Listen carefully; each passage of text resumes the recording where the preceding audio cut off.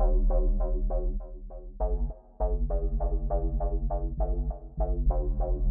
everybody, it is Matt from the MattExzy YouTube channel. I've received quite a few questions, queries and comments over the years about shortwave radio and getting into the hobby. And instead of answering you all individually one by one, I thought I would make a talking video and demonstrate a few radios and their features that you should look for.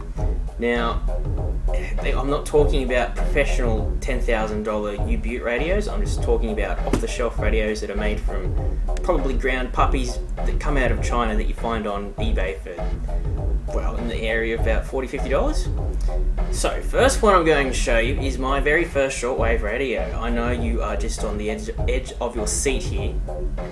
This is a realistic DX351, or it was also branded as a Radio Shack DX351. As you can see, it has a very simple basic slide rule tuning system that you can see there. Very, very basic.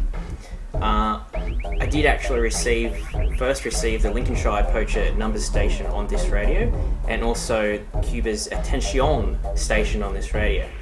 And that was just on this internal little whip antenna here. So basically, if you want to start basic, this is probably where you could start.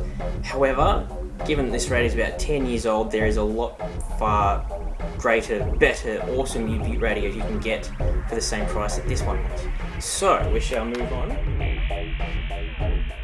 that is the Sangean ATS 505.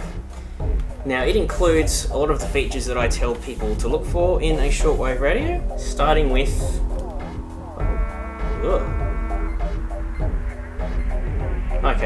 starting with a digital tuning dial.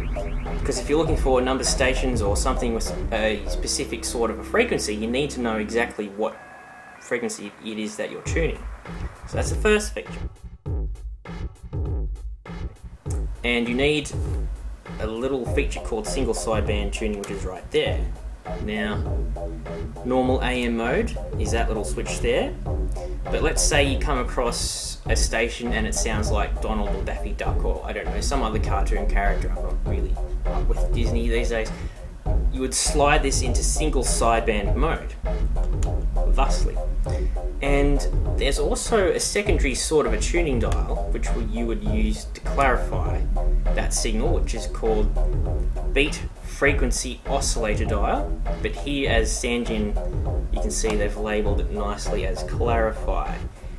Now, with most stations you can just leave that dial dead center and it'll clarify it, you know, great.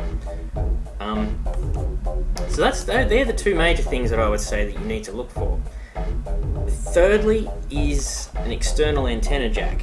I've had a lot of questions about the type of antenna I use, and at the moment I'm actually using just a slinky that's strung across the room here and some random wire that's running around the window there. I won't show you because I'm recording this on my iPod and it's very tricky to, you know, set up and stuff. So, they're the three things that you need to look for. I recommend the Sangean. I don't have any agreements with Sangean or commercial agreements or anything like that, but I recommend it to people in Australia because it's a very widely available radio in retail shops, and you have the added security of a warranty and not being lost in transit from eBay. However, having said that, a lot of you are international viewers and would like to know what types of radio you can get off eBay, so I will show you this. Is the Texan. I have had some mixed results with this radio, I must say. It has a very good little single sideband tuning there. It says it as SSB right there. Also has the external antenna jack, and this shipped from Hong Kong in about 7 or 8 days, so a little bit over a week. Is that it comes with a very selectable gain setting, as you see. We start with local, which is what you would use if you're receiving an amateur radio operator within the same city limits perhaps. Normal, which I guess is normal, and DX, which is for long distance, receiving long distance. Although I have noticed that if you use this with an external antenna, even with my slinky antenna here, it does overload the radio, and I have also noticed that very strong AM stations also cross over into the shortwave band, which isn't really great. So, but off the whip antenna it works fine.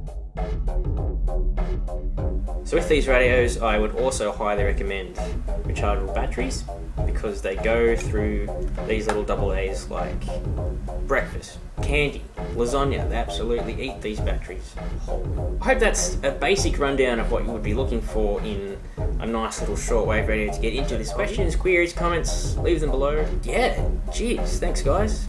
Bye.